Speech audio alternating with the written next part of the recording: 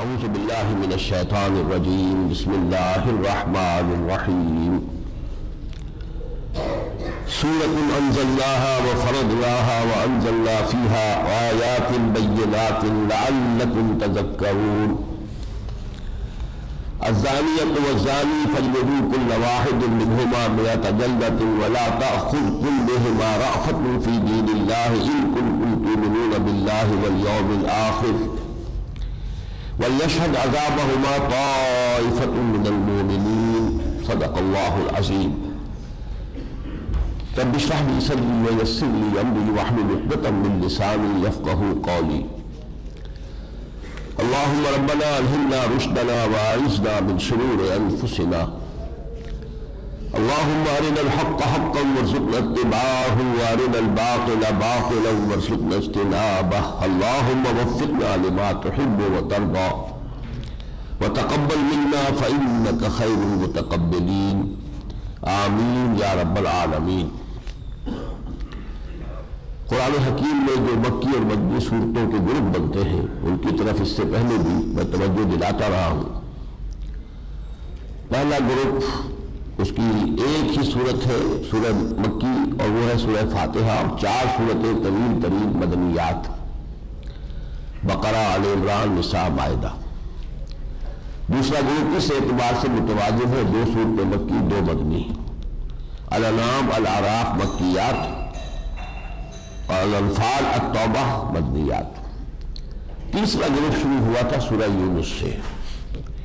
اس group میں جو مکی صورتوں کا سلسلہ ہے یہ طویل ترین ہے، وہ سمجھئے کہ تقریباً 60 پاروں پر پھیلا ہوا۔ یہ 14 صورتیں ہیں، سورہ یونس، سورہ ہود، سورہ یوسف، سورہ رعد، سورہ ابراہیم، سورہ ہجر، سورہ نحل، سورہ بنی اسرائیل، سورہ کہف، سورہ مریم، سورہ طٰہٰ، سورہ انبیاء، سورہ حج، سورہ مومنون، اور اس کے بعد یہ ایک صورت ہے سورۃ النور، یہ مدنی ہے۔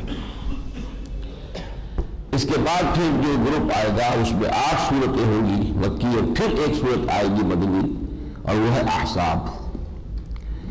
یہ صورت بھی منفرد ہے، سورہ احزاب بھی منفرد ہے، وہاں جوڑا نہیں ہے مدنی صورت کا کوئی اس کے ساتھ، یہاں بھی نہیں ہے، لیکن یہ دونوں مل کر ایک جوڑا بنتی ہے۔ اور اسلام کے جو تمدنی احکام ہے، معاشرتی احکام ہے، ستر کا، حجاب کا حکم اور جو معاشرتی آداب ہیں ان کے بارے میں ان دونوں صورتوں میں گویا کہ بہت ہی تفصیلی احکام آئے، یہ ان میں مشترک ہے۔ باقی جو مدنی صورتوں کے مضامین ہوتے ہیں کچھ نہ کچھ حوالہ منافقین کا وہ بھی آپ کو مل جائے گا اس میں، وہ سورہ احزاب میں بھی ہے۔ اس اعتبار سے یہ صورت کس مقام پر منفرد ہے لیکن اپنے دورے کے اعتبار سے سورہ احزاب سے یہ متعلق ہے۔ سورہ نور کا آغاز ہو رہا ہے بغیر کسی تمہید کے، لیکن یہ کہ اس سورت کی خصوصی اہمیت کی طرف اشارہ کرتے ہوئے سورۃ انزلناها وفرضناها، یہ ایک اہم سورت ہے۔ یہ تنوین جو ہے یہ نکرہ تنکیر یہ تفخیم کے لیے ہوتی ہے، کسی شے کی اہمیت کو ظاہر کرنے کے لیے۔ سورۃ انزلناها وفرضناها، یہ ایک ایسی سورت ہے جس کو ہم نے نازل کیا ہے اور فرض ٹھہرایا ہے۔ وَأَنزَلْنَا فِيهَا آیَاتٍ بَيِّنَاتٍ، اس میں ہم نے اپنی روشن آیتیں نازل کی ہیں، لَعَلَّكُمْ تَذَكَّرُونَ، تاکہ تم نصیحت اخذ کرو، رہنمائی حاصل کرو۔ الزانیۃ والزانی، زنا کرنے والی خواہ عورت ہو خواہ مرد، فَاجْلِدُوا كُلَّ وَاحِدٍ مِّنْهُمَا مِئَةَ جَلْدَةٍ، تو ان دونوں کو 100 کے کوڑے لگاؤ۔ وَلَا تَأْخُذْكُمْ بِهِمَا رَأْفَةٌ فِي دِينِ اللَّهِ، اور اللہ کے اس دین کے معاملے میں، یعنی یہ اللہ کا حکم ہے، اللہ کا نظام ہے، اس میں تم پر کوئی نرمی جو ہے وہ مؤثر نہ ہو جائے ان کے بارے میں، تم کسی نرمی سے کام نہ لو، اس لیے کہ یہ اللہ کا حکم ہے، چاہے یہ آپ کو اپنے قریب ترین عزیز کے اوپر یہ حد نافذ کرنی پڑے، نافذ کیجیے۔ ان کنتم تؤمنون باللہ والیوم الآخر، اگر تم واقعتاً ایمان رکھتے ہو اللہ پر اور یوم آخر پر۔ وَلْيَشْهَدْ عَذَابَهُمَا طَائِفَةٌ مِّنَ الْمُؤْمِنِينَ، پھر یہ کوڑے بھی کہیں آئسولیشن میں، کہیں علیحدگی میں نہ لگائے جائے بلکہ لوگوں کے سامنے علی الاعلان، اور چاہیے کہ دیکھیں ان کی سزا کو، اس حد کو جب جاری کیا جا رہا ہو تو مسلمانوں کا ایک گروہ دیکھے موجود ہو. اس لیے کہ اسلام میں جو سزاؤں کا تصور ہے اس میں وہ ڈیٹرنس جس کو آج بہت لفظ استعمال ہو رہا ہے وہ یہ ہے کہ ایک آدمی کو سزا ملے لیکن سینکڑوں کو اس سے جو ہے ان کی ہوش ٹھکانے آ جائے. اسی طریقے سے جرم کا جو ہے وہ استحصال ہو سکتا ہے, جرم کا خاتمہ ہو سکتا ہے. ورنہ باقی سارے فلسفے جو ہے جو جرم کے خاتمے کے لیے بڑے متمدن اور بڑے مہذب اور تعلیم یافتہ ممالک میں استعمال کیے گئے ہیں وہ سب کے سب فیل ہو چکے ہیں. ان میں سب سے ٹاپ پر جو امریکہ ہے. جرائم کا استحصال نہیں ہو سکا.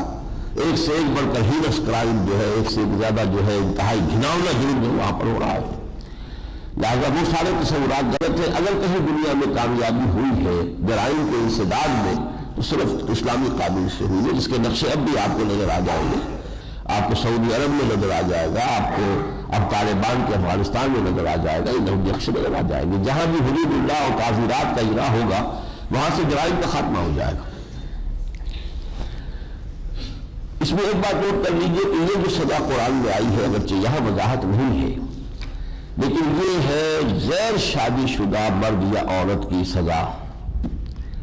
شادی شدہ کی سزا جو ہے وہ رجم ہے, جو قرآن میں نہیں ہے حدیث میں ہے.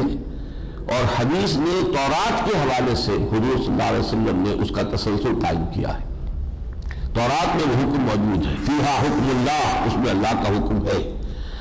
اور تورات کی بہت سی چیزوں کو باقی رکھا ہے محمد رسول اللہ صلی اللہ علیہ وسلم نے. قتل مرتد کی سزا کا ذکر بھی قرآن میں نہیں ہے, وہ بھی تورات سے ہے.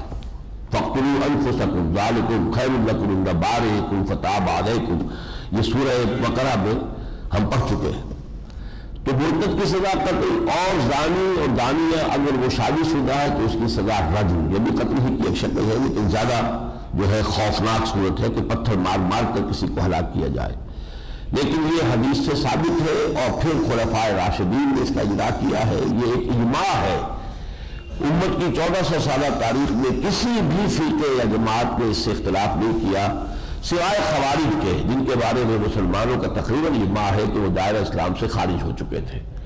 باقی اہل تشیع, اہل سنت, اہل ظاہر جو بھی ہے, اور خوارج کے بھی جو 2 فرقے اب بھی باقی ہیں ان کے اندر بھی یہ چیز متفق علیہ ہے. جو بھی ذرا ان میں سے مائل تھے وہ باقی رہ گئے, جو بہت سخت تھے وہ ختم ہو گئے. یہ اجماع امت ہے اس پر کہ شادی شدہ زانی اور زانیہ کی سزا رجم ہے اور غیر شادی شدہ کی 100 کوڑے. الزانی لا ينکح الا زانیۃ او مشرکۃ, زانی مرد اگر بدکار ہے تو نہ نکاح کرے وہ مگر کسی زانیہ عورت سے یا مشرکہ سے. والزانیۃ لا ينکحها, اور زانی عورت سے نہیں نکاح کرتا کوئی الا زانی یا بدکار اور مشرک یا مشرک. وحرم ذلک علی المؤمنین, یہ حرام کر دیے گئے ہیں اہل ایمان پر. یہ آیت تشریعی نوعیت کی نہیں ہے, تکوینی نوعیت کی ہے. اللہ تعالیٰ کا اپنا کچھ انتظام ہے. یہ جوڑے جو ہے اللہ قائم کرتا ہے. تو اس میں یہ ہے کہ وہ جیسے آگے بھی آئے گا ایک اور آیت اسی نوعیت کی ہے اسی صورت میں کہ الخبیثات للخبیثین والطیبات للطیبین. تو یہ چیزیں جو ہے یہ تکوینی اعتبار سے اللہ کا انتظام ہے. البتہ ان کی تشریعی حیثیت نہیں ہے, اس لیے کہ مشرک مرد سے یا مشرک عورت سے تو نکاح ہو نہیں سکتا. اس حوالے سے یہ قانونی نہیں ہے آیت بلکہ تکوینی اور ایک اس طرح سے ایک چیز کی شناخت میں ظاہر کرنے کا اسلوب ہے جو اختیار کیا گیا. والذین یرمون المحصنات ثم لم یأتوا بأربعة شہداء فجلدوہم 80 جلدۃ, اور وہ لوگ جو مسلمان ہیں اور وہ یعنی شادی شدہ ہے یا خاندانی خواتین ہیں ان پر عیب لگاتے ہیں, تہمت لگاتے ہیں زنا کی, اور پھر 4 گواہ پیش نہیں کر سکتے تو ان کو اب کوڑے لگاؤ 80 کوڑے. یعنی یہ سزا جو قذف کی ہے کہ کوئی شخص کسی پر زنا کا الزام لگائے اور پھر 4 گواہ پیش نہ کر سکے, کیونکہ 4 گواہوں کا نصاب جو ہے سورہ نساء میں آ چکا تھا پہلے ہی, اس لیے اس کو یہاں پر دوبارہ ذکر کر دیا ہے. وَلَا تَقْبَلُوا لَهُمْ شَهَادَةً أَبَدًا, اور اس کے بعد ان کی شہادت کسی معاملے میں کبھی قبول نہ کرو. جس نے بھی کبھی قذف کا معاملہ کیا ہے اس کی پھر شہادت ساقط ہو جاتی, ساقط الاعتبار. وَأُولَٰئِكَ هُمُ الْفَاسِقُونَ, یقین وہ لوگ جو ہیں وہ سرکش ہے اور نافرمان ہے. إِلَّا الَّذِينَ تَابُوا مِن بَعْدِ ذَلِكَ وَأَصْلَحُوا, پھر سوائے اس کے جو لوگ توبہ کر گئے اور اصلاح کر گئے, واقعتاً بعد میں معلوم ہو کہ ان کی اب زندگی کا رنگ ڈھنگ بالکل بدل چکا ہے. فإن اللہ غفور رحیم, تو اللہ تعالیٰ غفور رحیم ہے. والذین یرمون ازواجہم, اور وہ لوگ کہ جو الزام لگائیں اپنی بیویوں پر، ولم یکن لہم شہداء، اور ان کے پاس کوئی گواہ موجود نہ ہو۔ اب یہ جو معاملہ ہے شوہر اور بیوی کا، یہ خاص نوعیت کا ہے، انہیں ساتھ رہنا ہے، ان کے درمیان جو تعلق جس نوعیت کا ہونا چاہیے وہ مطلوب ہے، باہمی اعتماد کا، محبت کا۔ اب اگر کسی ایک شخص نے دیکھ لیا ہے اپنی بیوی کو کسی بدکاری میں ملوث ہوتے ہوئے، تو چاہے اور گواہ وہ پیش نہیں کر سکتا، لیکن اب اس کے ساتھ کیسے رہے گا وہ، اور کس طریقے سے ان کے درمیان جو ہے وہ کوئی خاندانی جو ہے وہ بندھن جو ہے فیملی کا وہ صحیح چل سکے گا۔ لہذا اس میں ایک رعایت کی گئی ہے۔ وہ رعایت کیا ہے؟ والذین یرمون ازواجہم ولم یکن لہم شہداء، جو لوگ عیب لگائیں، الزام لگائیں زنا کا اپنی بیویوں پر، پھر ان کے پاس گواہ نہ ہو، الا انفسہم، سوائے ان کے اپنے، انہوں نے خود دیکھا ہے، فشہادت احدہم، تو ان میں سے ایک ہی کی شہادت جو ہے وہ اربع شہادات، ان 4 گواہیوں کے برابر ہو جائے گی۔ اس شوہر کی گواہی 4 کے برابر ہے، لیکن کس طور سے؟ باللہ، اللہ کی قسم کھا کر، حلف اٹھا کر 4 مرتبہ کہے، انہ لمن الصادقین، کہ وہ سچا ہے جو الزام لگا رہا ہے، اللہ کو حاضر ناظر جان کر حلف اٹھا کے وہ کہہ رہا ہے کہ میں سچا ہوں۔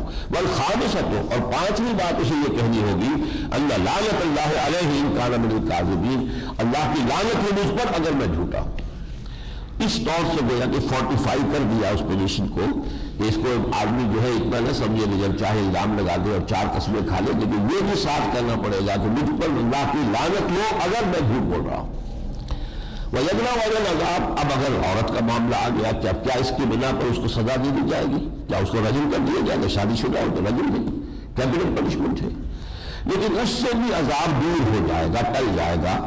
ان تشہد 4 شہادات باللہ، کہ وہ بھی 4 مرتبہ اللہ کی قسم کھا کر یہ گواہی دے، انہ لمن الکاذبین، کہ یہ میرا شوہر جھوٹ بول رہا ہے، جھوٹا ہے۔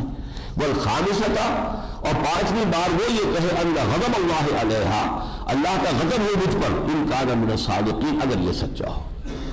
تو اس کو لعان کہتے ہیں، ایک دوسرے پر لعنت کرنا، کہ اگر یہ جھوٹا ہے تو اس پر لعنت، اور اگر میں جھوٹی ہوں تو مجھ پر لعنت۔ ولولا فضل اللہ علیکم ورحمتہ، اور اگر اللہ کا فضل و کرم نہ ہوتا تم پر، اس کی رحمت، وان اللہ تواب الرحیم، تو یہاں محذوف ہے، اللہ کا فضل نہ ہوتا تو تمہیں یہ ہدایات نہ ملتی اور تم ان معاملات کے اندر غلط راستوں پر، پگڈنڈیوں پر نکل جاتے ہیں۔ وان اللہ تواب الرحیم، اللہ تعالیٰ توبہ کا قبول فرمانے والا، رحم فرمانے والا ہے۔ ان الذین جاؤوا بالافک عصبۃ منکم، اب یہاں وہ واقعہ بیان ہو رہا ہے، واقعہ افک۔ اس سن 6 میں غزوہ بنی المصطلق ہوا ہے، جس میں حضور تشریف لے گئے تھے، اور یہ ویسے تو چھوٹا سا غزوہ ہے، لیکن یہ کہ اس کے دوران سفر جو ہے کچھ واقعات بہت اہم ہوئے ہیں۔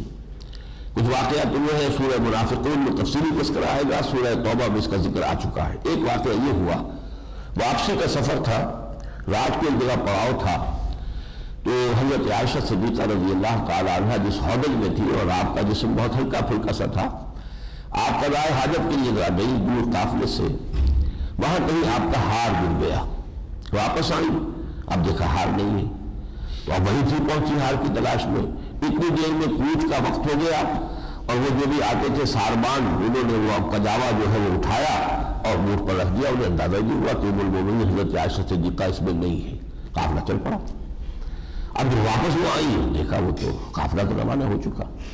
اب انہوں نے یہ سوچا، صحیح سوچا کہ میں یہاں سے نہ ہلوں، اس لیے کہ مجھے تلاش کرنے پھر اسی یہی آئیں گے نا، اگر میں چل پڑوں اور کسی غلط اس پر مڑ جاؤں تو پتہ نہیں کیوں مڑ جاؤں، اور پھر یہ کہ مجھے تلاش کرنا بھی ممکن نہ ہو جائے، تو وہ وہیں پر بیٹھ گئی، اور رات کا وقت تھا، نیند آ گئی، نیند میں پھر یہ کہ چہرہ بھی کھل گیا، تو ایک صحابہ میں سے صفوان بن معطل رضی اللہ تعالیٰ عنہ، ان کی یہ ڈیوٹی تھی کہ وہ پھر لشکر کے کافی پیچھے پیچھے چلتے ہوئے آتے تھے، کہ کوئی گرا پڑا سامان کسی کا رہ گیا ہو، کوئی مریض ہو اور سفر نہ کر پایا ہو، اور وہ کہیں راستے میں بیٹھا ہوا ہو، تو دیکھتے تھے، انہوں نے دور سے دیکھا تو گشنی سے پڑی ہے، آ کے قریب دیکھا، حضرت عائشہ کو پہچان لیا، حضرت عائشہ فرماتی ہے کہ اس نے مجھے دیکھا تھا آیت حجاب کے نازل ہونے سے پہلے۔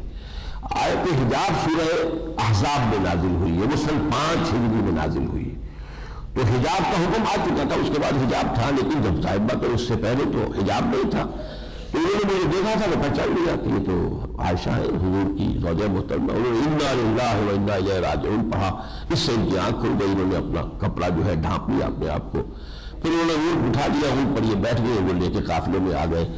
عبداللہ ابن ابی نے کاٹ لیا اور اس کو یہ موقع مل گیا کہ بہت بہت اسکینڈل اس کو بنا دیا. اس نے کہا خدا کی قسم یہ تمہاری نبی کی بیوی بچ کر نہیں آئی. مطلب یہ کہ اب یہ بھی جو تنہائی میسر آئی ہے اور یہ صفوان بن معطل نے کیا کیا ہوگا اس کے ساتھ. انا للہ و انا الیہ راجعون. میں صرف بات کو بیان کرنے کے لیے کہہ رہا ہوں. یہ طوفان ہے عفق.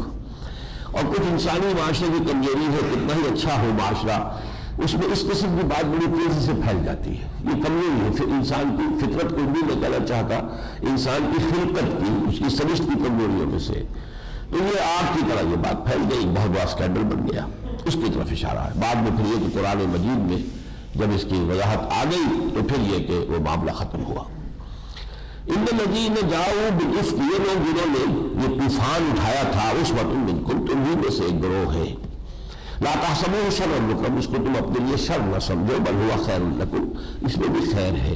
تمہیں معلوم ہو گیا کہاں کہاں کمزوری ہے مسلمانوں کے اندر, کس کس پہلو سے ہمیں ابھی مزید تربیت کی ضرورت ہے. پھر یہ کہ کچھ احکام اس کے حوالے سے جو ہے اللہ تعالیٰ نے تمہارے اوپر کھول دیے.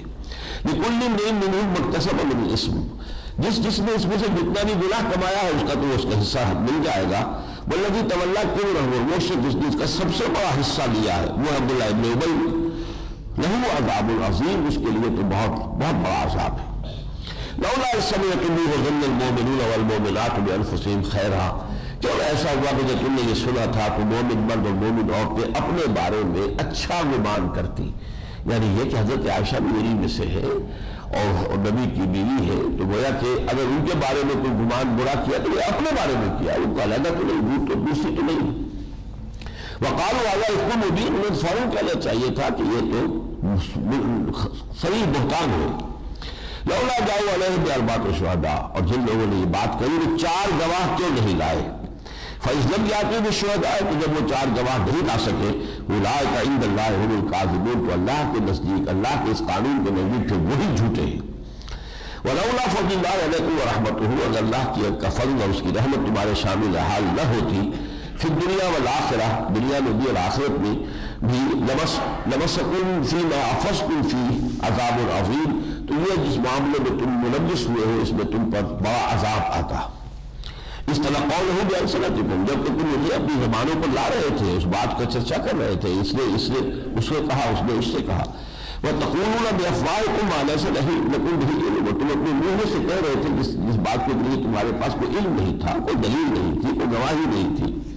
وَتَحْسَبُونَهُ هَيِّنًا, تم اسے ہلکی بات سمجھ رہے تھے, معمولی بات سمجھ رہے تھے.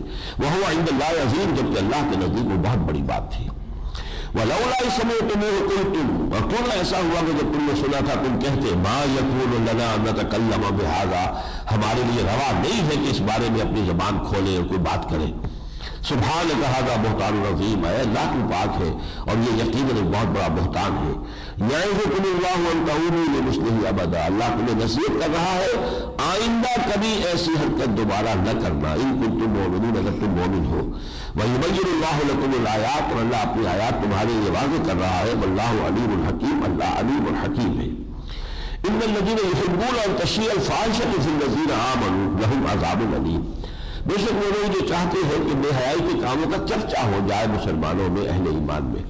یہ بھی اصل میں شیطان کی چالوں میں سے ایک چال ہے. بے حیائی کی باتوں کا اگر چرچا ہو جائے تو اس سے بھی یہ ہے کہ جو ایک بند سا ہوتا ہے حیا کا, وہ پھر عام طور پر عام لوگوں میں بھی کھل جاتا ہے.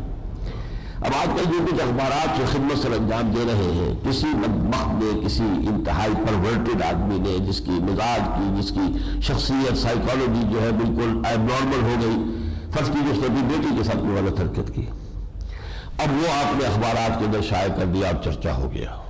اب اس کا مطلب کیا ہوا؟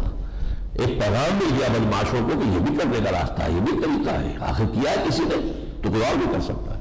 تو یہ ہے اشاعت, کسی فحش بات کی اشاعت جو ہے اس طریقے سے معاشرے میں ہو جانا, اس سے بھی پھر اس کا وہ جو ایک لیول ہوتا ہے, تھریش ہولڈ, وہ تھریش ہولڈ جو ہے کم ہو جاتا ہے. لہم عذاب علیم, ان کے لیے دردناک عذاب ہے فی الدنیا والآخرہ, دنیا میں بھی آخرت میں. واللہ یعلم وانتم لا تعلمون, اللہ جانتا ہے تم نہیں جانتے. ولولا فضل اللہ علیکم ورحمتہ, اور اگر اللہ کی رحمت اور فضل تمہارے شان و حال نہ ہوتا تو یہ تو ایسا طوفان اٹھا تھا کہ جس کے نتائج بہت دور رس ہو سکتے تھے. یہ گویا کہ محذوف ہے. وان اللہ رؤوف رحیم, اللہ تعالیٰ رؤوف اور رحیم ہے. یا ایھا الذین آمنوا لا تتبعوا خطوات الشیطان، اے ایمان شیطان کے نقش قدم کی پیروی مت کرو. ومن یتبع خطوات الشیطان فإنہ یأمر بالفحشاء، جو کوئی بھی شیطان کے نقش قدم کی پیروی کرے گا تو وہ تو بے حیائی کا حکم دیتا ہے اور منکر کا حکم دیتا ہے.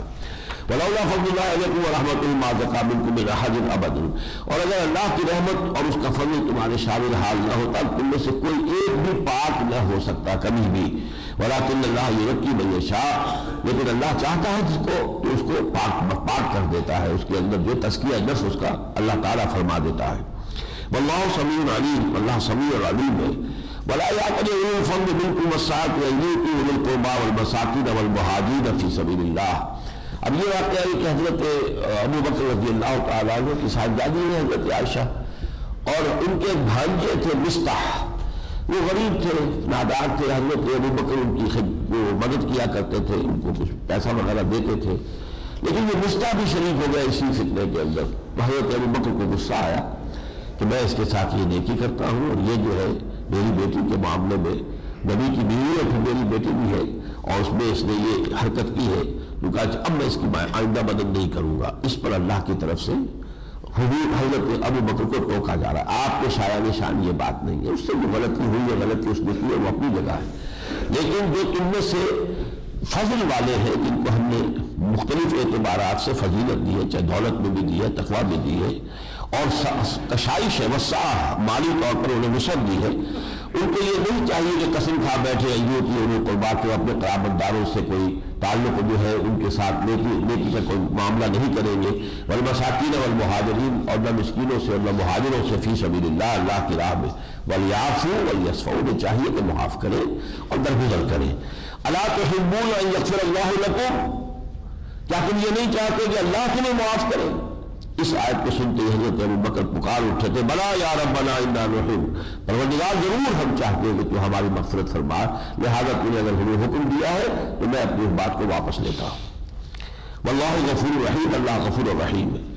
ان الذین یرمون المحصنات الغافلات المؤمنات، یقیناً وہ لوگ کہ جو الزام لگاتے ہیں ان مسلمان خواتین پر جو بے خبر ہے اور جو کہ محصنات ہیں، کہ جو پاک دامن ہیں، لعنوا فی الدنیا والآخرہ، ان کو لعنت کر دی گئی دنیا میں بھی اور آخرت میں بھی. ولہم عذاب عظیم، ان کے لیے بڑا عذاب ہے. یوم تشہد علیہم السنتہم وایدیہم، جس دن کے ان کے خلاف گواہی دیں گے ان کی اپنی زبانیں اور ان کے ہاتھ، وارجلہم، اور ان کے پاؤں، بما کانوا یعملون، ان چیزوں کے ظلم میں جو وہ کرتے رہے تھے. یومئذ یوفیہم اللہ دینہم الحق، اس دن اللہ تعالیٰ انہیں ان کا پورا پورا اجر و ثواب پہنچا دے گا. اجر اور ثواب یعنی سزا کی شکل میں. وَيَعْلَمُونَ أَنَّ اللَّهَ هُوَ الْحَقُّ الْمُبِينُ، اور وہ جان لیں گے کہ یقیناً اللہ تعالیٰ ہی حق ہے اور حق فیصلہ کرنے والا ہے. الخبیثات للخبیثین والخبیثون للخبیثات، یہ پھر وہ آیت آ گئی جسے میں نے عرض کیا تھا کہ یہ تشریعی نوعیت کی نہیں ہے، یہ تکوینی نوعیت کی ہے. یہ اللہ تعالیٰ کی اپنی حکمت میں ایسا ضرور ہوتا ہے، وہ جوڑ ایسے باندھتا ہے جن میں نیک مردوں کو نیک بیویاں دیتا ہے، کوئی استثناء کوئی غلط بات جو ہے کسی طرح کی ہو جائے پھر یہ کہ اس کے اندر بھی صحت کا امکان ہوگا، بہتری ہو جائے گی انجام کار کے اعتبار سے. یقیناً خبیثات، خبیث عورتیں خبیث مردوں کے لیے اور خبیث مرد خبیث عورتوں کے لیے. والطیبات للطیبین، اور جو پاک باز عورتیں ہیں وہ پاک باز مردوں کے لیے ہے، پاک باز مرد جو ہے وہ پاک باز عورتوں کے لیے. اولئک مبرؤون مما یقولون، اور یہ لوگ بری ہیں ان چیزوں سے جو وہ کہہ رہے ہیں، جس طرح کی ایب چنیاں کر رہے ہیں، الزام لگا رہے ہیں. لہم مغفرۃ ورزق کریم، ان کے لیے مغفرت ہے اور بہت باعزت روزی ہے. یا ایھا الذین آمنوا لا تدخلوا بیوتا غیر بیوتکم حتی تستأنسوا، اب یہ ہے معاشرتی آداب. اہل ایمان مت داخل ہو کسی گھروں کے اندر اپنے گھروں کے علاوہ، اپنے گھروں کے سوا کسی اور گھر میں جب تک کہ اذن حاصل نہ کر لو. اپنی پہچان کراؤ، شناخت کراؤ، اذن ملے تب داخل ہو. وَتُسَلِّمُوا عَلَىٰ أَهْلِهَا، اور جب داخل ہو تو اب اس گھر والوں کے اوپر سلامتی بھیجو، سلام کرو. ذَلِكُمْ خَيْرٌ لَكُمْ لَعَلَّكُمْ تَذَكَّرُونَ، یہی تمہارے لیے بہتر ہے تاکہ تم نصیحت حاصل کرو. فَإِن لَمْ تَجِدُوا فِيهَا أَحَدًا فَلَا تَدْخُلُوهَا، اور اگر تم اس میں کوئی نہ پاؤ، گھر میں کوئی ہے ہی نہیں اس وقت، تو مت داخل ہو اس میں حتیٰ یؤذن لکم، یہاں تک کہ تمہیں اجازت نہ ملے. گھر میں کوئی نہیں ہے تو یہ بھی کوئی گھر والا ہے، اس سے اگر اجازت لے لی ہے تو پھر گھر میں داخل ہو سکتے ہیں. وَإِن قِيلَ لَكُمْ ارْجِعُوا فَارْجِعُوا، اور اگر تم سے کہا جائے لوٹ جاؤ تو لوٹ جاؤ. یعنی آپ اگر کوئی اپائنٹمنٹ لے کر آئے ہیں تو آپ کا حق ہے کہ آپ کو ریسیو کیا جائے اور آپ سے ملاقات کی جائے. اگر آپ ایسے ہی آ گئے نہیں اٹھا کر تو اب یہ آپ کا حق نہیں ہے. اگر تو وہ جو بھی ہے آپ کو ریسیو کر سکتا ہے, آپ کو وقت دے سکتا ہے تو خبر ہے, ورنہ اگر وہ کہتے کہ نہیں صاحب میں اس وقت نہیں مل سکتا, آپ جائیے واپس, تو چلے جائیے. اس کے اندر قتل کو اپنی حقیقت محسوس نہ کریں. آخر پرائیویسی ہوتی ہے ہر شخص کی, اپنے معمولات ہوتے ہیں. آپ کو ایک دوسرے کی پرائیویسی اور ایک دوسرے کے معمولات کا جو ہے کوئی رسپیکٹ کرنی چاہیے. تو فرمایا وہ تیرا لکم جو فرض ہوا اس کا لکم, یہی تمہارے لیے زیادہ ستھری بات ہے. واللہ بما تعملون علیم, جو کہ تم کر رہے ہو اللہ اس سے واقف. لیس علیکم جناح ان تدخلوا بیوتا غیر مسکونۃ, اس میں کوئی حرج نہیں ہے کہ تم جو غیر مسکون یعنی جو گھروں پہ رہائشی گھر نہیں ہے ان میں داخل ہو جاؤ. آخر تمہارے جو ہے کوئی آفیسز ہیں یا کوئی جن کو ہم کہتے ہیں مال گودام وغیرہ ہے, اسٹورز ہیں, تو ٹھیک ہے جاؤ. فیہا بتاؤ لکم, تمہارا سامان ہے. واللہ یعلم ما تبدون وما تکتمون, اللہ جانتا ہے جو تم ظاہر کرتے ہو جو چھپاتے ہو. قل للمؤمنین یغضوا من ابصارہم, اب یہ ہے اصل میں گھر کے اندر کا پردہ. گھر کے باہر عورت, مسلمان عورت کو جو شکل اختیار کرنی ہے وہ سورہ احزاب میں آئی ہے. وہ پہلا قدم تھا کہ جو اس معاشرت کی اصلاح کے ضمن میں آئے. وہ سن 5 میں نازل ہوئی یہ سورہ. یہ سورہ 6 میں گھر کے اندر کیا رویہ ہونا چاہیے. مسلمان گھرانہ ہے تو ظاہر بات ہے کہ اس میں چاہے بہن بھائی ہے, جوان بہن ہے, جوان بھائی ہے, لیکن جوان بھائی بھی لڑکا ہے, مرد ہے, جوان بہن بھی, بہن ہونے کے ساتھ ساتھ لڑکے بھی ہے. گھر کے اندر بھی بے باکی درست نہیں ہے, بلکہ یہ کہ یہ گھر کے اندر کا حکم دیا جا رہا ہے. یہ باہر کا نہیں ہے کہ نگاہیں نیچے رکھو. نگاہیں نیچے سڑک پر رکھو گے تو مارے جاؤ گے, وہ ٹرک جو ہے وہ کچل دے گا تمہیں. وہاں پہ دیکھنا ہے سامنے جو کچھ ہو رہا ہے. یہ تو گھر کے اندر کی بات ہے. قل للمؤمنین یغضوا من ابصارہم, اہل ایمان سے کہہ دیجیے نبی وہ اپنی نگاہوں کو پست رکھا کریں. وَيَحْفَظُوا فُرُوجَهُمْ, اور اپنی شرمگاہوں کی حفاظت کریں. ذَلِكَ أَزْكَىٰ لَكُمْ, یہ ان کے لیے بہتر ہے. إِنَّ اللَّهَ خَبِيرٌ بِمَا يَصْنَعُونَ, اللہ باخبر ہے اس سے بھی یہ کر رہے ہیں. وَقُلْ لِلْمُؤْمِنَاتِ يَغْضُضْنَ مِنْ أَبْصَارِهِنَّ, اور مومن خواتین سے بھی کہہ دیجیے وہ بھی اپنی نگاہیں نیچی رکھیں. وَيَحْفَظْنَ فُرُوجَهُنَّ, اور اپنی شرمگاہوں کی حفاظت کریں. وَلَا يُبْدِينَ زِينَتَهُنَّ إِلَّا مَا ظَهَرَ مِنْهَا, اور نہ ظاہر کریں اپنی زینت کو سوائے اس کے جو خود بخود ظاہر ہے. اب ایک عورت کا قد ہے, موضوع قد ہے, آپ نے کس بھاؤ کو تو نہیں چھپ سکتا. من انداز قدر کا می شناسم, محرمیہ کے خواہی جامہ می پوش, من انداز قدر کا می شناسم, تم جس چاہو رنگ کا لباس پہن لو, میں تمہیں تمہارے قد سے پہچان لوں گا. اب یہ چیزیں تو یہ ہے کہ جن کو چھپانے کا کوئی امکان نہیں, لیکن وہ چیزیں چھپانے کی ہیں زینت کی. بس عورت کا جو ہے وہ سینے کا معاملہ ہے, اس کے لیے خاص حکم دیا جا رہا ہے کہ گھر میں ہونے کے باوجود نہ صرف یہ کہ کرتا ہو بلکہ کرتے کے اوپر ایک اوڑھنی کا بندوبست کرو کہ جس کا بکل جو ہے وہ سینے کے اوپر, غریبان کے اوپر مارے رکھو. باہر نکلتے ہوئے بڑی چادر کا ذکر ہے, وہ تو آئے گا سورہ احزاب میں. گھروں میں جو اوڑھنیاں اوڑھی جاتی ہیں ان کا ذکر یہاں آ رہا ہے. لا یبدین زینتہن الا ما ظہر منها ولیضربن بخمرہن علی جیوبہن, یہ خمار کہلاتا تھی وہ اوڑھنی جو گھر کے اندر عورت اوڑھتی ہے. تو چاہیے کہ وہ اس کا ایک بکر مار لیا کرے اپنے غریبانوں کے اوپر, یعنی سینے کے اوپر. کرتے کے علاوہ, قمیص کے علاوہ یہ ایک ایڈیشنل کورنگ جو ہے وہ اس اوڑھنی کی آ جائے گی. ولا یبدین زینتہن الا لبعولتہن, اپنی جو اپنا حسن ہے, زینت ہے, اس کا اظہار نہ کرے سوائے اپنے شوہروں پر. اب یہ گنتی کرنے کی بات ہے. شوہر اور آبائہن, یا اپنے باپوں پر, اور آبائے بعولتہن, یا اپنے شوہر کے باپوں پر, وہ ابنائہن, اپنے بیٹے پر, اور ابنائے بعولتہن, اور اپنے شوہر کے بیٹے پر, یعنی سوتیلے بیٹے, کسی اور بیوی سے بیٹے ہیں لیکن شوہر کے بیٹے ہیں. اور اخوانہن, یا اپنے بھائیوں پر, اور بنی اخوانہن, یا اپنے بھتیجوں پر, اور بنی اخواتہن, یا اپنے بھانجوں پر, اور نسائہن, یا اپنی عورتوں پر. نسائہن جان پہچان کی عورتیں. اس کا ایک واقعہ بڑا مشہور ہے سلسلہ احمد خان مرحوم کا, کہ گورنر رفیع گورنر تھا یو پی کا. اس نے چاہا, اس نے کہا, پیغام دیا سلسلہ احمد خان کو کہ میری جو بیگم ہے وہ میم صاحبہ وہ ملنا چاہتی ہے آپ کے گھر والیوں سے. وہ کہا نہیں صاحب, ہماری عورتوں کا غیر عورتوں سے بھی پردہ ہے. تو یہ سر سید کا طرز عمل تھا, جو کہ یہ سمجھیے کہ اس جدید دور میں جو سب سے زیادہ روشن خیال انسان سمجھا گیا ہے, ابتدا جس نے کی ہے وہ تو سر سید احمد خان ہے. لیکن پردے کے بارے میں اتنے سخت تھے. گورنر کو اس وقت کا دور آپ اندازہ کیجیے، یہ 19ویں صدی کے اواخر کا معاملہ ہے، جبکہ دبدبہ تھا انگریز کا، اور would you be governed by sword or by pen، یہ جو ہے وہ کہہ رہے تھے. اس وقت انہوں نے جواب دیا.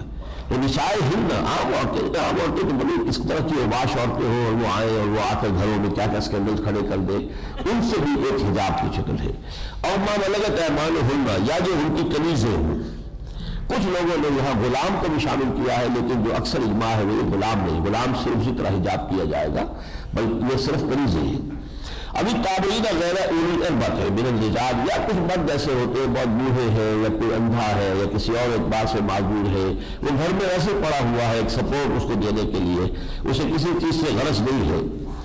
ابھی طفل الذین لم یظہروا علی عورات النساء، یا وہ بچے کہ جن پر ابھی عورتوں کے جو مخفی معاملات ہیں وہ ابھی ان پر کھلے ہی نہیں ہیں، واقف ہی نہیں ہے، وہ جنسی امور سے ابھی مطلع ہی نہیں ہے. ولا یضربن بارجلہن، اور نہیں چاہیے کہ وہ عورتیں جو ہے وہ اپنے پاؤں مار کر نہ چلے، لیعلم ما یخفین من زینتہن، تاکہ لوگوں کے علم میں آ جائے جو انہوں نے اپنی زینت چھپائی ہوئی ہے، پاؤں میں زینت کو پہنا ہوا ہے، پاؤں مار کر چل رہی ہے اگر، تو خامخواہ اس کی دھنکار سے جو ہے جو لوگ بیٹھے ہوئے ان کی توجہ ادھر منعطف ہوگی. وَتُوبُوا إِلَى اللَّهِ جَمِيعًا أَيُّهَا الْمُؤْمِنُونَ لَعَلَّكُمْ تُفْلِحُونَ، اور اے اہل ایمان مل جل کر سب کے سب اللہ کی جناب میں توبہ کرو. یعنی اگر آپ اس کے خلاف عمل کر رہے ہیں تو کوئی فائدہ نہیں اس قرآن کے پڑھنے کا اور سننے کا، اگر آج ہی رات فیصلہ نہیں کرتے کہ نہیں اب ہم اسی کے مطابق عمل کریں گے. یہ اتنی فہرست اللہ نے کیوں نہیں ہے؟ سوچنے کی بات ہے. اللہ کا کلام ہے، یہ پوری فہرست ہے. ان کے سوا جو ہے عورت کا کھلے چہرے کے ساتھ کسی کے سامنے آنا جائز نہیں ہے. یہ ہے محرم، جن کو کہا جاتا ہے محرم. یہ وہ جن سے جن رشتوں میں شادی ہو ہی نہیں سکتی کسی صورت میں، ان کو گن دیا گیا ہے کہ ان کے ساتھ معاملہ اور ہے، باقی جو ہے وہ عورت جو ہے وہ حجاب کے ساتھ آئے گی. وَأَنْكِحُوا الْأَيَامَ مِنْكُمْ، اور تمہارے ہاں جو بیوائیں ہوں یا بغیر شوہر والیاں ہوں ان کے نکاح کر دیا کرو. وَالصَّالِحِينَ مِنْ عِبَادِكُمْ وَإِمَائِكُمْ، اور تمہارے غلاموں اور کنیزوں میں سے بھی جو نیک ہو بھلے سیر اچھی سیرت والے ان کے بھی نکاح کر دیا کرو. ان یکونوا فقراء یغنیہم اللہ من فضلہ، اگر وہ تنگدست ہوں گے تو اللہ اپنے فضل سے ان کو کشادگی دے دے گا. واللہ واسع علیم، اللہ بہت وسعت والا ہے، علم والا ہے.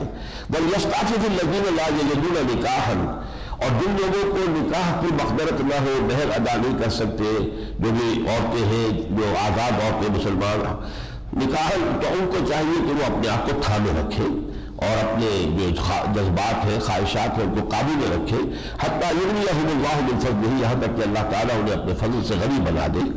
والذین یبتغون الکتاب مما ملکت ایمانکم فکاتبوہم ان علمتم فیہم خیرا، اور جو تمہارے غلاموں میں سے مکاتبت کرنا چاہے، مکاتبت یہ ہوتا ہے کہ ایک رقم طے کر لیجیے، جس وقت وہ جو غلام ہے وہ اپنی کچھ محنت کر کے کما کر وہ رقم پوری کر دے گا، وہ آزاد ہو جائے گا. تو فرمایا فکاتبوہم، تو ان کی مکاتبت کر لیا کرو. یعنی یہ بھی ایک طریقہ ہے غلاموں کی آزادی کا راستہ. اگر تم دیکھتے ہو ان میں خیر. وَآتُوهُم مِّن مَّالِ اللَّهِ الَّذِي آتَاكُمْ، اور اس مکاتبت کی رقم ادا کرنے میں بھی اس کی مدد کرو، دو اسے وہ مال جو اللہ نے تمہیں دیا اس میں سے. وَلَا تُكْرِهُوا فَتَيَاتِكُمْ عَلَى الْبِغَاءِ إِنْ أَرَدْنَا تَحَصُّنًا، اور اپنی قبیلوں کو جو عصمت فروشی پر مجبور نہ کرو اگر وہ چاہتی ہے حفاظت کے اندر رہنا. یہ پرانا رواج تھا عرب کا، جس کو پھر یہاں روکا جا رہا ہے کہ کنیزیں ہیں، وہ نونیاں ہیں، اب ان کو ان کے ذریعے سے کمائی کر رہے ہیں، ان کو گویا کہ پیشہ ور بنا دیا اور اس پیشے کرا رہے ہیں، اس سے کمائی کر رہے ہیں، اس کو روک دیا گیا. وَمَن يُكْرِههُنَّ فَإِنَّ اللَّهَ مِن بَعْدِ إِكْرَاهِهِنَّ غَفُورٌ رَحِيمٌ، اور جو ان پر جبر کر کے یہ کام کرائے گا تو اس کے بعد کہ وہ اسے پسند نہیں کرتی تو وہ تو بری ہو جائے گی اللہ کے ہاں، سارا گناہ جو ہے وہ اس پر آئے گا جو یہ کام کروا رہا ہے. وَلَقَدْ أَنزَلْنَا إِلَيْكُمْ آيَاتٍ مُبَيِّنَاتٍ، اور ہم نے تم پر یہ روشن آیات نازل کر دی ہیں.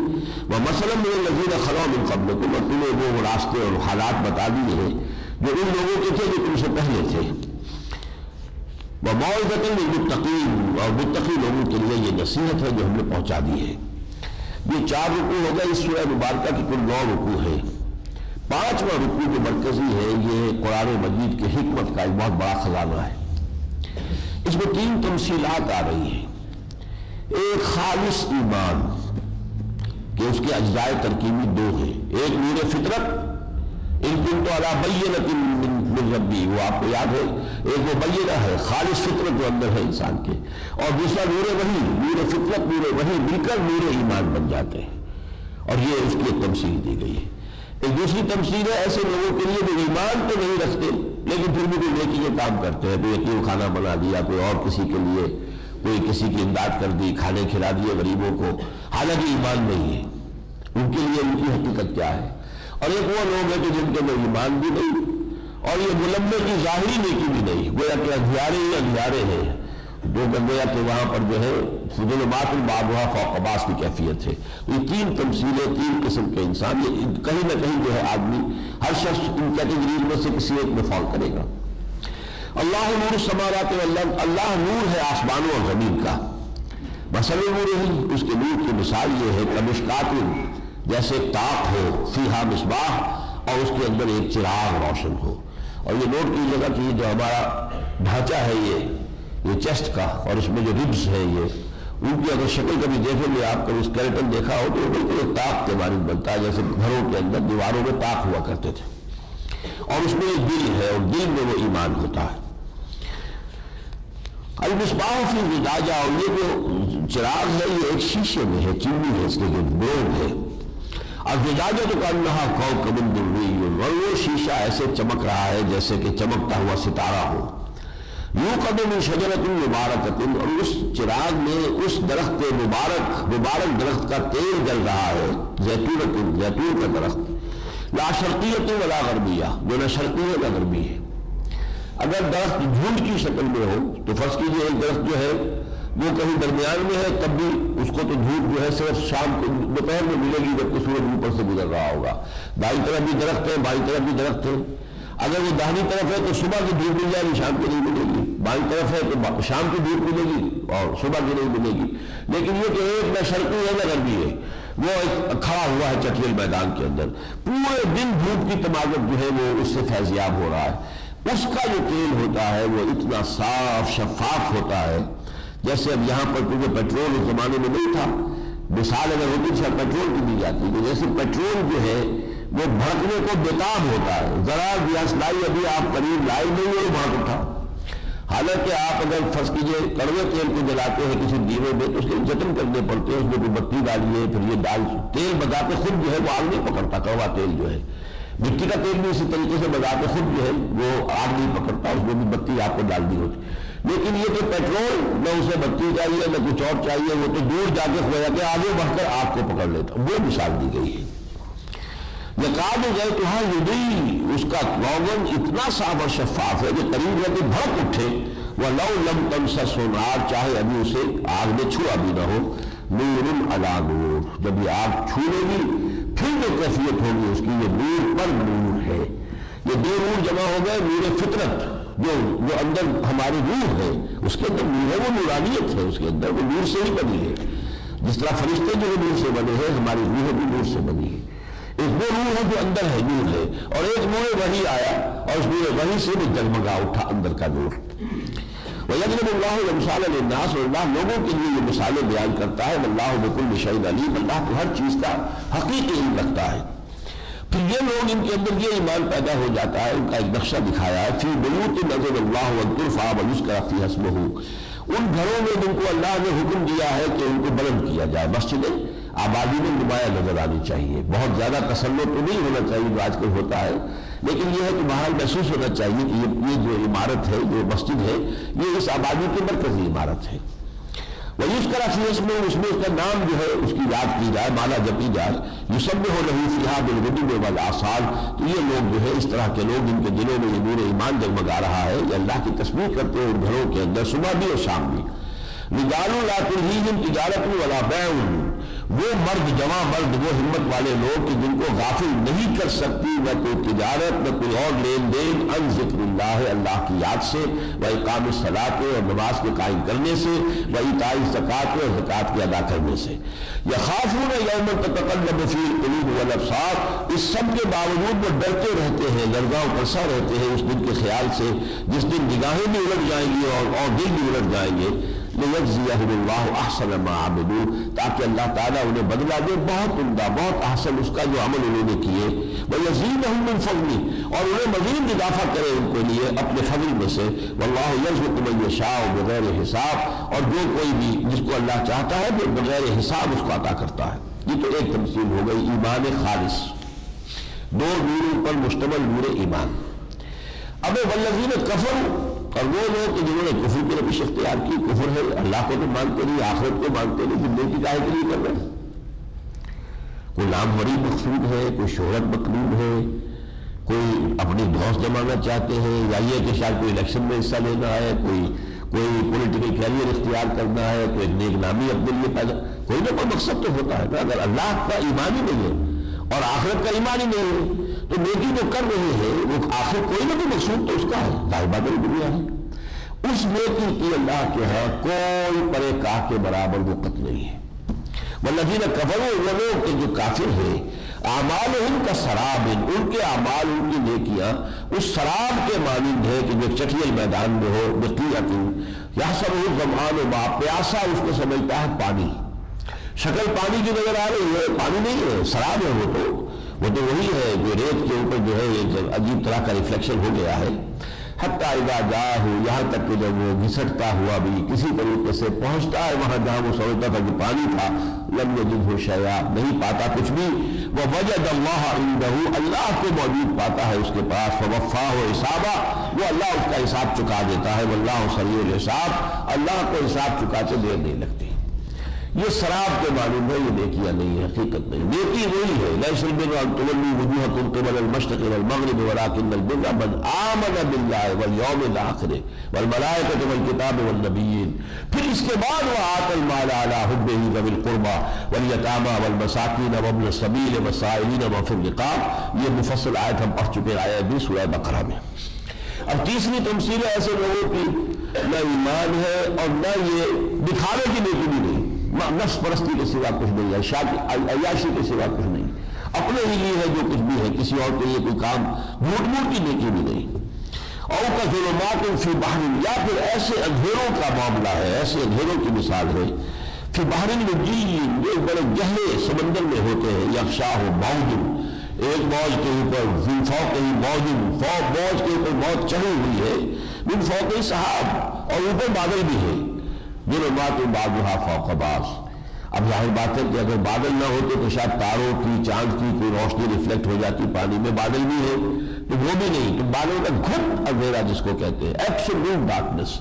ایک فرینچ ایڈمرل تھا کہ جو اسی آیت پر ایمان لایا ہے، اس نے یہ آیت پڑھ کر پھر تحقیق کی کہ آیا محمد نے کبھی سمندری سفر کیا صلی اللہ علیہ وسلم، کیونکہ اس کی زندگی تو گزری تھی سمندروں میں، وہ جانتا تھا کہ ایبسولوٹ ڈارکنس جو ہوتی ہے سمندر کی گہرائی میں رات کے وقت، جبکہ اوپر جو ہے وہ بادل بھی ہو، اس ایبسولوٹ کا اس نے کہا یہ تصور ہو ہی نہیں سکتا کسی شخص کو جس نے سمندری سفر نہ کیے ہو اور ان کے تجربہ اور معلومہ نہیں کیا تو حضور نے، تو پھر وہ ایمان لایا، پھر اللہ کا کلام ہے۔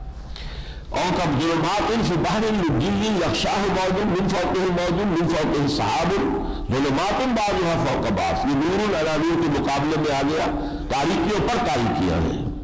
اذا اخرج یدہ لم یکد یراہا، تاریکی کی انتہا یہ کہ اپنا ہاتھ نکالتا ہے تو اسے بھی نہیں دیکھ سکتا، حالانکہ سینس آف ڈائریکشن ہے، پتہ ہے کس جگہ میرا ہاتھ ہونا چاہیے، لیکن پھر بھی نہیں دیکھ پاتا۔ وَمَن لَمْ يَجْعَلِ اللَّهُ لَهُ نُورًا فَمَا لَهُ مِن نُور، اور جس کو اللہ تعالیٰ ہی نے نور عطا نہ کیا ہو اس کے لیے کہیں کوئی نور نہیں ہے۔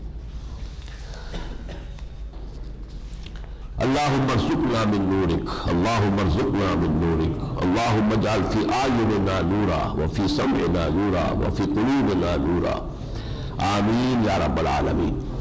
الم تر ان اللہ یسبح له من فی السماوات والارض، کیا تم دیکھتے ہیں کہ اللہ کی تسبیح کرتے ہیں وہ سب جو آسمانوں میں اور زمین میں ہے، والطیر صافات، اور پرندے بھی کہ جو اپنے پر پھیلائے ہوئے ہیں، کل قد علم صلاۃ و تسبیح، ہر ایک کے علم میں ہے، جان چکا ہے، ہر ایک ہر مخلوق جانتی ہے اس کی نماز کیسے ہے اور اس کی تسبیح کیسے ہے۔ واللہ علیم بما یفعلون، جو کچھ وہ کرتے ہیں اللہ اس سے باخبر ہے۔ وللہ ملک السماوات والارض وإلی اللہ المصیر، اور اللہ آسمان اور زمین کی بادشاہی تو اللہ ہی کے لیے ہے، وإلی اللہ المصیر، اور لوٹنا بھی اللہ ہی کی طرف ہے۔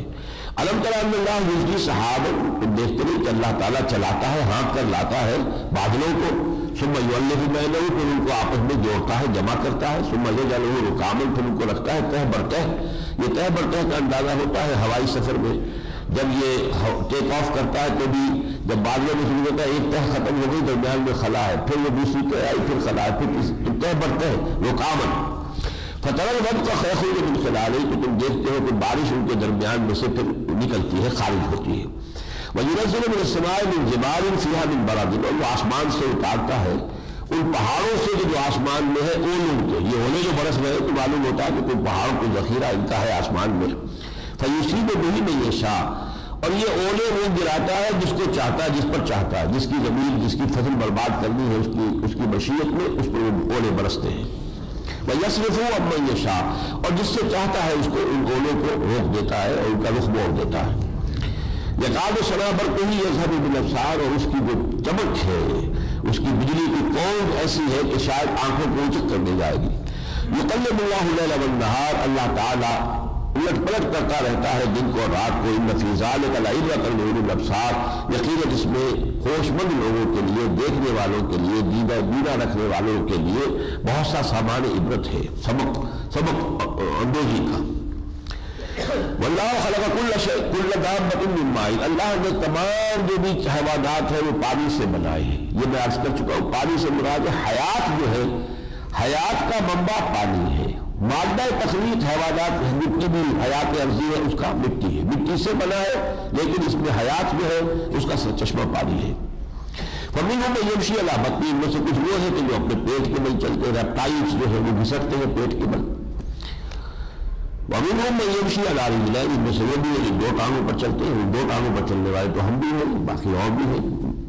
ومنہم من یمشی علی اربع، اور ان میں سے وہ بھی ہے جو چار ٹانگوں پر چلتے ہیں۔ یخلق اللہ ما یشاء، اللہ جو چاہتا ہے تخلیق فرماتا ہے۔ ان اللہ علی کل شیء قدیر، لیکن اللہ تعالیٰ ہر چیز پر قادر ہے۔ اب چند آیات میں منافقین کا تذکرہ ہو رہا ہے، جیسا کہ میں نے کہا تھا وہ ہم کافی دیر سے وہ مکی جنت کی سیر کر رہے تھے، یہ بدنی جب صورت آئے گی تو یہ مضامین لامحال آئیں گے۔ لقد انزلنا آیات مبینات واللہ یہدی من یشاء الی صراط مستقیم، ہم نے تو روشن آیتیں اپنی نازل کر دی ہیں، اللہ ہدایت دیتا ہے جس کو چاہتا ہے سیدھے راستے کی طرف۔ وَيَقُولُونَ آمَنَّا بِاللَّهِ وَبِالرَّسُولِ، اور وہ لوگ منافقین کہتے ہیں ایمان لاتے ہیں اللہ پر، اس کے رسول پر، وَأَطَعْنَا، اور ہم نے اطاعت قبول کی۔ ثُمَّ يَتَوَلَّىٰ فَرِيقٌ مِّنْهُمْ، پھر بھی ان میں سے ایک گروہ جو ہے وہ پیٹھ موڑتا ہے، روگردانی کرتا ہے، مِن بَعْدِ ذَلِكَ، اس سب کے بعد، وَمَا أُولَٰئِكَ بِالْمُؤْمِنِينَ، اور یہ لوگ حقیقتاً مومن نہیں ہیں۔ حقیقتاً مومن نہیں ہے تو کون ہے؟ منافق ہے۔ وَإِذَا دُعُوا إِلَى اللَّهِ وَرَسُولِهِ لِيَحْكُمَ بَيْنَهُمْ، جب انہیں بلایا جاتا ہے اللہ اس کے رسول کی طرف کہ وہ ان کے مابین فیصلہ کرے، ان کا کوئی جھگڑا ہے، مقدمہ ہے۔ اذا فریق منہم معرضون، تو ان میں سے کچھ لوگ جو ہے وہ اعراض کرتے ہیں، رسول کے عدالت میں نہیں آنا چاہتے۔ وَإِن يَكُن لَهُ الْحَقُّ يَأْتُوا إِلَيْهِ مُذْعِنِينَ، اور اگر انہیں معلوم ہے کہ حق ہمارا ہی ہے، ہم حق پر ہے، ہمارا مقدمہ جو ہے وہ ہمارا صحیح ہے، پھر آتے ہیں بڑے اذعان کے ساتھ اور بہت یقین کا اظہار کرتے ہوئے۔ افی قلوبہم مرض، کیا ان کے دلوں میں روگ ہے؟ ام ارتابوا، یا انہیں شک ہو گیا ہے، ام یخافون، یا انہیں یہ خوف ہے، ان یحیف اللہ علیہ ورسولہ، کہ اللہ اور اس کا رسول جو ہے ان کے ساتھ ناانصافی کریں گے۔ بل اولئک هم الظالمون، یہ بات نہیں ہے، حقیقت میں یہ لوگ ظالم ہیں۔ انما کان قول المؤمنین، اہل ایمان کا قول تو یہ ہوتا ہے اذا دعوا الی اللہ ورسولہ، جب انہیں بلایا جائے اللہ اور اس کے رسول کی طرف، لیحکم بینہم، کہ ان کے مابین فیصلہ کرے، ان یقولوا سمعنا واطعنا، کہ وہ کہتے ہیں ہم نے سنا اور ہم نے مانا۔ واولئک هم المفلحون، اور یہی لوگ ہیں جو فلاح پانے والے ہیں۔ ومن یطع اللہ ورسولہ یخشى اللہ ویتقہ، اور جو لوگ اللہ اور اس کے رسول کی اطاعت پر کاربند ہو گئے اور اللہ ہی کی خشیت اور ڈر ان کے دلوں میں ہے، اسی کا تقویٰ ہے، فاولئک هم الفائزون، تو یقیناً یہی لوگ ہوں گے کامیاب ہونے والے۔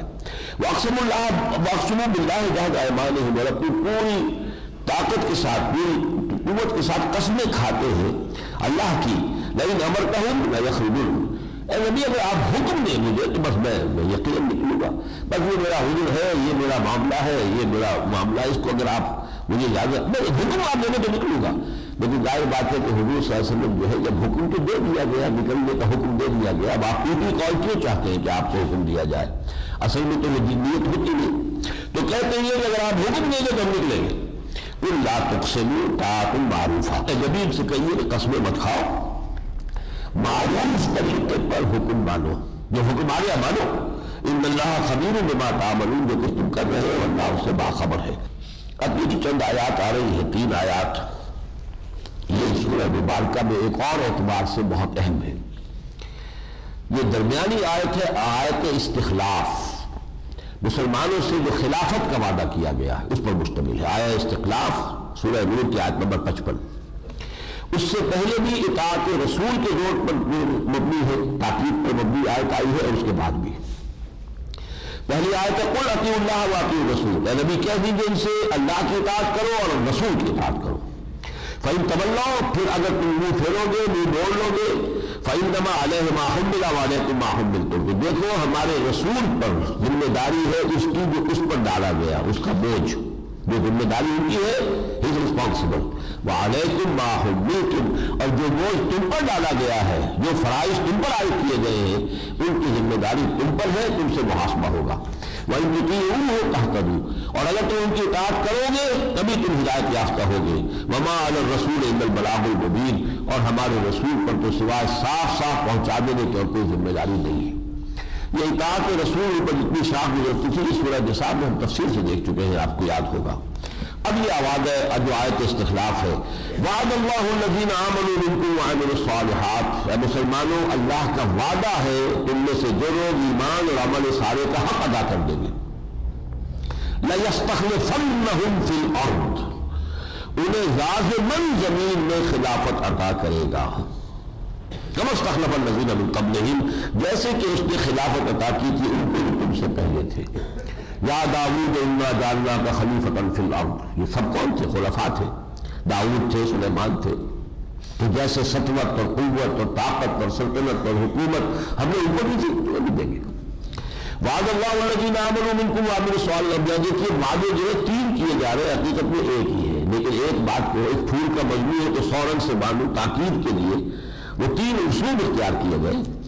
انہیں استخلاف عطا کرے گا، زمین میں خلافت دے گا جیسے کہ اسے پہلے کو دی، وَلَا يُمَكِّنَنَّ لَهُمْ دِينَهُمُ الَّذِي ارْتَضَىٰ لَهُمْ، اور ان کا جو دین اسے اس نے پسند کر لیا ہے ان کے لیے، مجھے آیت یاد کر لیجیے، الْيَوْمَ أَكْمَلْتُ لَكُمْ دِينَكُمْ وَأَتْمَمْتُ عَلَيْكُمْ نِعْمَتِي وَرَضِيتُ لَكُمُ الْإِسْلَامَ دِينًا، تو اللہ نے ان کے لیے جو دین پسند کر لیا ہے اسے تمکن عطا کرے گا، قوت الغلبہ، جو دین غالب ہوگا مغلوب نہیں رہے گا۔ وہ جو حالی نے فریاد کہی تھی، وہ دین جو بڑی شان سے نکلا تھا وطن سے پردیس میں، وہ آج غریب الغرباء ہے، وہ مغلوب ہے، لیکن یہ ہے کہ دین اللہ کا دین جو ہے وہ غالب ہونے کے لیے آیا تھا، تو یہ وعدہ نمبر 2 ہوا، ظاہر بات ہے کہ دین غالب ہوگا یعنی مسلمانوں کا غلبہ ہوگا، وہ تو ایک چیز ہے۔ وَلَا يُبَدِّلَنَّهُم مِّن بَعْدِ خَوْفِهِمْ أَمْنًا، اور ان کے خوف کے بعد ان کی کیفیت کو امن سے بدل دے گا۔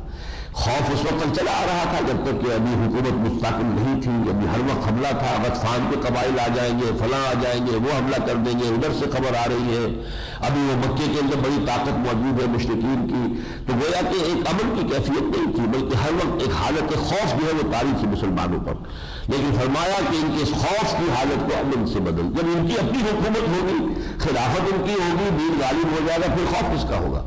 تو امن جو ہے حاصل ہو جائے گا خوف کی جگہ، دین کو تمکن حاصل ہو جائے گا، تمہیں خلافت عطا کر دی جائے گی۔ یہ 3 وعدے جو 1 in 3 یا 3 in 1 ہے، ایک ہی ہے حقیقت میں، لیکن یہ کہ ان کو ایک تاکید کے لیے ان کو 3 میں تقسیم کیا گیا۔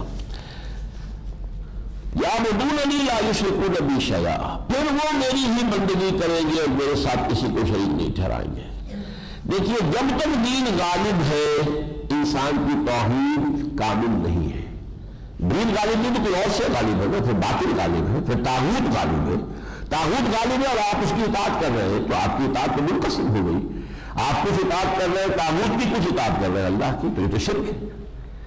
اللہ کی اطاعت ہوگا مخلصین لہ الدین حنفاء، اس کی اطاعت ہو خالص کرتے ہوئے اپنی اطاعت کو اس کے لیے بالکل یکسو ہو کر، جب تک یہ کیفیت نہیں ہے ہم حالت شرک میں ہیں۔ ہمارے قوانین کون سے؟ اللہ کے تو نہیں ہے، من لم یحکم بما انزل اللہ فاولئک هم الکافرون، قرآن مجید کا تو ہم سورہ مائدہ کے 7ویں رکوع میں یہ 3 فتوے آ چکے ہیں اللہ کے، ومن لم یحکم بما انزل اللہ فاولئک هم الفاسقون، ومن لم یحکم بما انزل اللہ فاولئک هم الظالمون، ومن لم یحکم بما انزل اللہ فاولئک هم فاسقون فیہا، چونکہ کافر بھی، ظالم بھی، مشرک بھی، فاسق بھی وہی لوگ ہیں جو اللہ کی اتاری ہوئی شریعت کے مطابق فیصلے نہیں کرتے. تو ہم انفرادی طور پر مسلمان ہیں، نظام ہمارا کافرانہ ہے، کفر پر مبنی ہے، طاغوت کا ہے.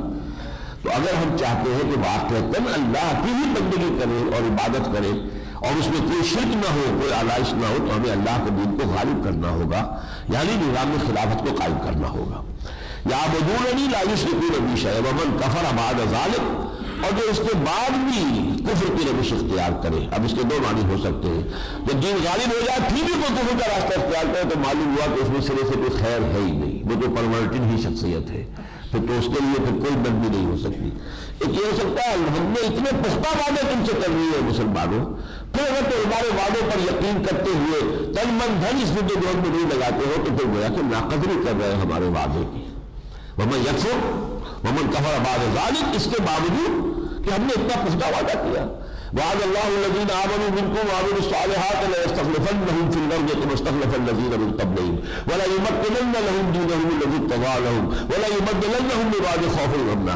ان وعدوں کے بعد تو تمہیں بہت ہی انشراح صدر کے ساتھ، انبساط قلب کے ساتھ تن من دھن لگا دینا چاہیے اس کے جہد میں. لیکن اگر اب بھی تم انکار پر قائم ہو اور تم جھجک رہے ہو تو معلوم ہوا اولئک هم الفاسقون، تو وہی لوگ نافرمان ہیں.